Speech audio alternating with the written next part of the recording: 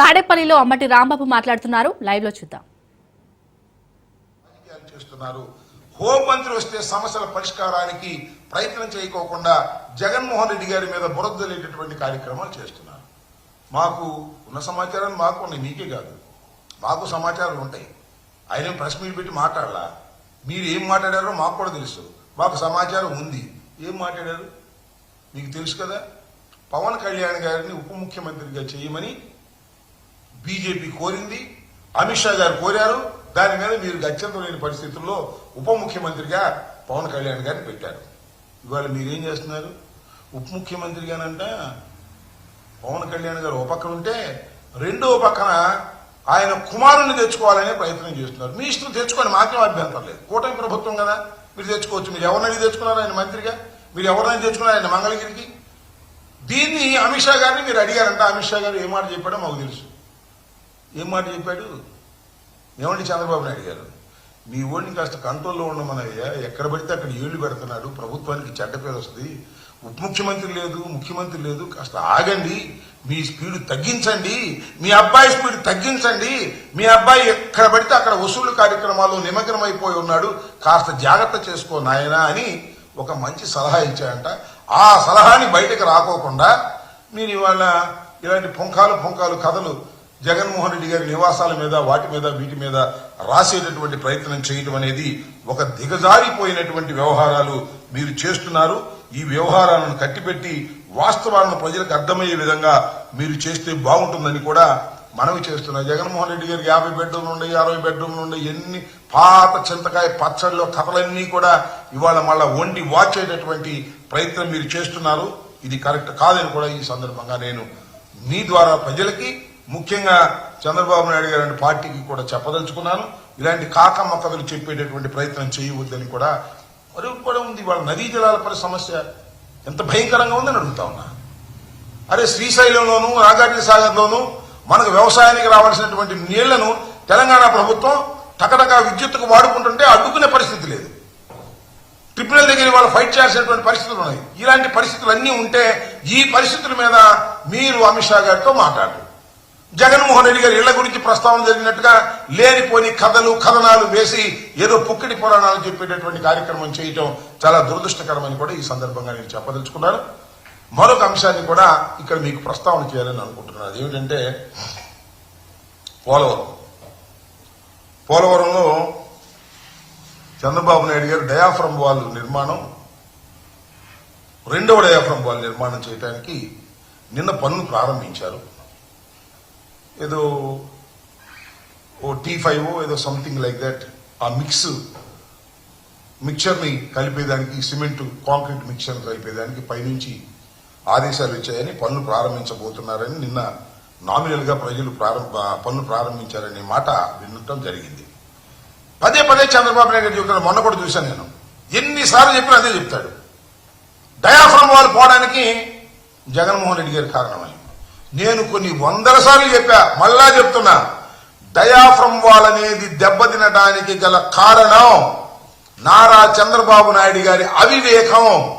Telugu Desam party ఆ రోజుల్లో అధికారంలో ఉన్నప్పుడు చేసినటువంటి తప్పిదాల వలన డయాఫ్రమ్ వాల్ నిర్మాణానికి ముందు కాఫర్ డ్యాముల నిర్మాణం చేయకోకుండా, నదిని డైవర్ట్ చేయకోకుండా మీరు చేసిన పాపానికి ఇవాళ మళ్ళా మా గురించి చెబుతున్నాడు. రెండోసారి వాళ్ళ డయాఫ్రమ్ వాల్ వేయాల్సినటువంటి ఒక పరిస్థితి ఏర్పడడానికి ప్రధానమైనటువంటి ఎక్యూజ్డ్ నారా చంద్రబాబు నాయుడు గారు, తెలుగుదేశం ప్రభుత్వం, అలాగే దేవినేని ఉమా.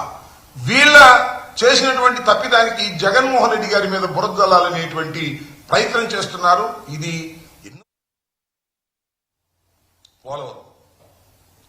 పోలవరంలో చంద్రబాబు నాయుడు గారు డయాఫ్రమ్ వాల్ నిర్మాణం, రెండవ డయాఫ్రమ్ వాల్ నిర్మాణం చేయడానికి నిన్న పనులు ప్రారంభించారు.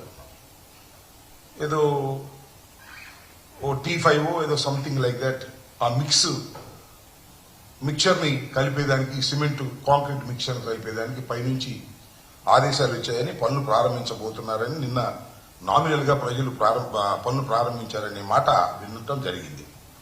పదే చంద్రబాబు నాయుడు చెబుతాడు. మొన్న కూడా చూశాను నేను, ఎన్నిసార్లు చెప్పినా అదే చెప్తాడు. డయాఫ్రమ్ వాల్ పోవడానికి జగన్మోహన్ రెడ్డి గారి కారణమని నేను కొన్ని వందల సార్లు చెప్పా, మళ్ళా చెప్తున్నా. డయాఫ్రమ్ వాల్ అనేది దెబ్బతినడానికి గల కారణం నారా చంద్రబాబు నాయుడు గారి అవివేకం. తెలుగుదేశం పార్టీ ఆ రోజుల్లో అధికారంలో ఉన్నప్పుడు చేసినటువంటి తప్పిదాల వలన డయాఫ్రమ్ వాల్ నిర్మాణానికి ముందు కాఫర్ డ్యాముల నిర్మాణం చేయకోకుండా, నదిని డైవర్ట్ చేయకోకుండా మీరు చేసిన పాపానికి ఇవాళ మళ్ళా మా గురించి చెబుతున్నాడు. రెండోసారి వాళ్ళ డయాఫ్రమ్ వాల్ వేయాల్సినటువంటి ఒక పరిస్థితి ఏర్పడడానికి ప్రధానమైనటువంటి ఎక్యూజ్డ్ నారా చంద్రబాబు నాయుడు గారు, తెలుగుదేశం ప్రభుత్వం, అలాగే దేవినేని ఉమా. వీళ్ళ చేసినటువంటి తప్పిదానికి జగన్మోహన్ రెడ్డి గారి మీద బురదలాలనేటువంటి ప్రయత్నం చేస్తున్నారు. ఇది ఎన్నోసార్లు చెప్పాను, మళ్ళా చెప్తున్నాను. అది చంద్రబాబు నాయుడు గారికి మాత్రం ఒక నమ్మకం ఉంది. చెప్పగా జనం నమ్ముతారు అని జగన్మోహన్ రెడ్డి గారి మీద నెట్టేసేటటువంటి కార్యక్రమాలు చేస్తున్నారు. ఇది చాలా తప్పు. జగన్మోహన్ రెడ్డి గారి టైంలో పోలవరం ప్రాజెక్ట్ అనేది అద్భుతంగా శరవేగంగా ముందుకు వెళ్ళింది. మేమున్నప్పుడే 2 కాఫర్ డ్యాములు కూడా క్లోజ్ చేయడం జరిగింది, స్పిల్వేని కంప్లీట్ చేయడం జరిగింది. కరోనా సమయంలో కూడా చాలా జాగ్రత్తగా స్పీడ్ గా మేము ముందుకు తీసుకువెళ్లాము. కేవలం డయాఫ్రమ్ వాల్ విషయంలో జరిగిన తప్పిదం వలనే ఈ రోజున పోలవరం ప్రాజెక్టు కుంటుబడింది. ఇవాళ మళ్ళా వాళ్లే సెకండ్ డయాఫ్రమ్ వాల్ వేయాల్సిన పరిస్థితి ఏర్పడింది. అది వేస్తున్నారు. వేసే ప్రతిసారి జగన్మోహన్ రెడ్డి గారి ప్రభుత్వం అవివేకంగా చేసింది అనేటువంటి మాటలు మాట్లాడుతున్నారు. ఇవి చాలా తప్పిదమైనటువంటి మాటలు. చంద్రబాబు నాయుడు గారికి నమ్మకం ఏంటంటే ఆయన చెప్పంగానే 2 పత్రికలు రాసేస్తాయి, 3 పత్రికలు రాసేస్తాయి, టీవీలో చెప్పేస్తాయి, జగన్మోహన్ రెడ్డి గారి వల్లే నష్టం జరిగిందని ప్రజలు నమ్ముతారనేటువంటి ఒక భ్రమలో ఆయన ఉన్నాడు. ఇది వాస్తవం కాదని కూడా ఈ సందర్భంగా నేను చెప్పదలుచుకున్నాను. డయాఫ్రమ్ వాల్, 2వ డయాఫ్రమ్ వాల్ బావర్ కంపెనీతో మీరు వేయించుతున్నారు. మంచిదే, వేయించండి, తొందరగా పూర్తి చేయండి. కానీ ఆ పాపానికి మీరే కారణం అనేది మరొకసారి చెబుతున్నాను.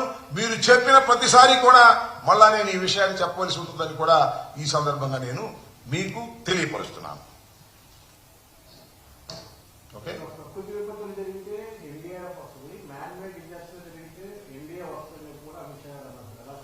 ఎవరంది?